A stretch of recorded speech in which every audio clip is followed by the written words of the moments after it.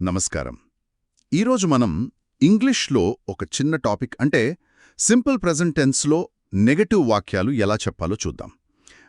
ముఖ్యంగా డోంట్, డజంట్ల గురించి. అవునండి. ఇది చాలా మందికి కొంచెం కన్ఫ్యూజింగ్గా అనిపిస్తుంది, కానీ బేసిక్స్ తెలిస్తే చాలా సులువు. అంటే ఒక పని చెయ్యము, జరగదు అని చెప్పడానికి ఇవి ఎలా వాడాలో తెలుసుకోవడం ముఖ్యం కదా. అవును. సరే, ముందు డోంట్ సంగతి చూద్దాం. ఇది ఎప్పుడు వాడతాం? డోంట్ ఇది డూ నాట్ కి షార్ట్ ఫామ్ కదా. దీన్ని మనం ఐ, నేను, యు, నువ్వు, మీరు, వి, మేము, దే, వారు ఇలాంటి సబ్జెక్టులు తర్వాత వాడతాం. ఓకే, అంటే ప్లూరల్ సబ్జెక్ట్స్కి ఇంకా ఐకి, యూకి అన్నమాట. ఉదాహరణకి ఐ డోంట్ లైక్ టీ. నాకు టీ ఇష్టం లేదు. కరెక్ట్. అలాగే they don't live in this city. వాళ్ళు ఈ నగరంలో ఉండరు. సింపుల్గా సబ్జెక్ట్ తర్వాత డోంట్, ఆ తర్వాత వర్బ్ దాని ఒరిజినల్ ఫామ్లో వస్తుంది. రైట్. సరే, మరి డజంట్ ఎప్పుడు వాడాలి? దీని పూర్తి రూపం డస్ నాట్ కదా.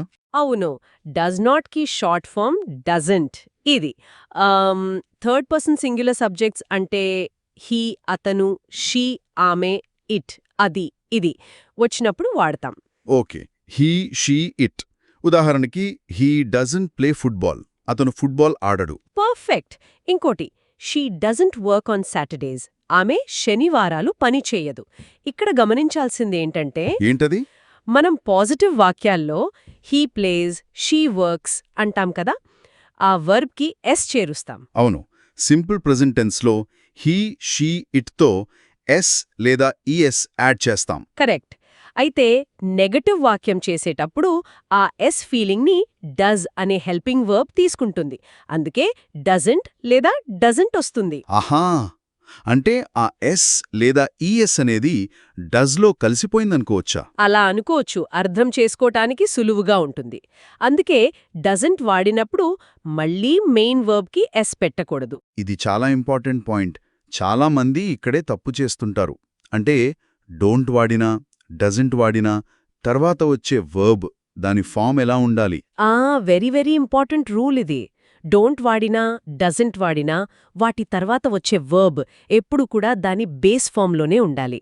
అంటే V1 form, original form. Base form అంటే వర్బ్కి ఎలాంటి మార్పులు అంటే ఎస్, ఈఎస్, ఐఎన్జీ లాంటివి ఏమీ యాడ్ చేయకూడదు. అస్సలు చేయకూడదు. అంతే. ఉదాహరణకి షీ డజంట్ లైక్స్ అని అనకూడదు. ఎలా అనాలి? షీ డజంట్ లైక్ అనాలి. ఆ ఎస్ అవసరం లేదు, ఎందుకంటే డజంట్లో డజ్ ఉంది కదా. Okay okay. అలాగే హీ డజంట్ గోస్ కాదు, హీ డజంట్ గో అనాలి. Got it. మరి ఇది డోంట్కి కూడా వర్తిస్తుందా? అంటే దే డోంట్ ప్లేస్ అనకూడదా? అనకూడదు. దే డోంట్ ప్లే అనే అనాలి. ఈ బేస్ వర్బ్ రూల్ అనేది డోంట్కి, డజంట్కి రెండింటికి కామన్. చాలా క్లియర్గా ఉంది. సో ఒక్కసారి బ్రీఫ్గా చెప్తే ఐ, యూ, వి, దే వస్తే నెగటివ్ కోసం డోంట్ పెట్టి తర్వాత వర్బ్ బేస్ ఫామ్ పెట్టాలి. అవును. అదే హీ, షీ, ఇట్ వస్తే నెగటివ్ కోసం డజంట్ పెట్టి ఆ తర్వాత కూడా వర్బ్ బేస్ ఫామ్ మాత్రమే పెట్టాలి. ఎస్ యాడ్ చేయకూడదు. అంతే. ఈ 2 పాయింట్లు గుర్తుంచుకుంటే సింపుల్ ప్రెజెంట్ టెన్స్ నెగటివ్ వాక్యాలు చాలా ఈజీగా, కరెక్ట్గా వాడచ్చు.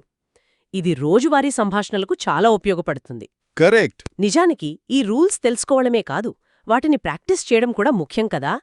మన చుట్టూ చూస్తూ కొన్ని నిజాలు గమనించొచ్చు. వాటర్ డజంట్ ఫ్లో అప్వర్డ్స్ లేదా stars don't shine during the day. ఇలాంటివి ఆలోచించినా ఈ రూల్స్ గుర్తుంటాయేమో. మంచి ఆలోచన. ప్రాక్టీస్ చేస్తేనే ఏదైనా బాగా వస్తుంది కదా. తప్పకుండా.